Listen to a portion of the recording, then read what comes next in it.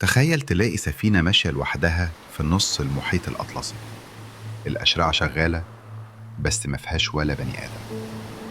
ده مش فيلم، ده اللي حصل فعلا سنة 1872. سفينة اسمها ماري سيليست اتلاقت في الأطلسي قرب جزر الأزور، سليمة وقادرة تبحر، لكن فاضية. مفيش دم، مفيش عطل، مفيش تكسير يشرح أي حاجة، بس في تفاصيل تخلي قلبك يقع.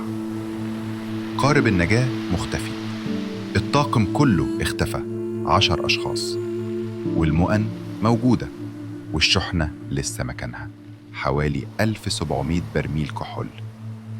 وفي العنبر شوية مية، مش كفاية لغرق السفينة، بس كفاية تزرع الشك. والأغرب، آخر سطر في دفتر الرحلة كان من حوالي 10 أيام، وبعده صمت.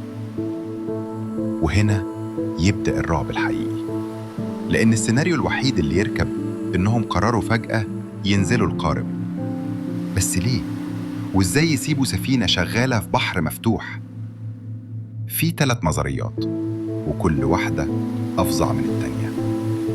1، أبخرة الكحول عملت فرقعة أو خوف من انفجار، فهربوا بالقارب قبل ما يحصل الأسوأ. 2، شافوا المية في العنبر، افتكروا إن السفينة بتغرق، فنزلوا القارب مؤقتاً، بس البحر كمل عليهم. 3، ربطوا القارب بالسفينة بحبل عشان يفضل قريب، والحبل اتقطع، والسفينة سابتهم ومشيت. والأبشع إنهم ما تلاقوش خالص، ولا واحد فيهم ظهر بعدها في أي مكان، ولا جثث، ولا ناجي، ولا حتى إشارة تقول راحوا فين. والسؤال اللي لسه مفتوح لحد النهاردة، لو السفينة كانت أمان، ليه ما رجعوش لها؟ وإيه الحاجة اللي تضطر 10 أشخاص يسيبوا أمان السفينة لرعب البحر؟ لو أنت مكان المحقق، تختار أنهي نظرية؟ اكتب 1 أو 2 أو 3، ولو عايز جزء تاني بأقوى دليل في كل نظرية، اعمل لايك وفولو وشير.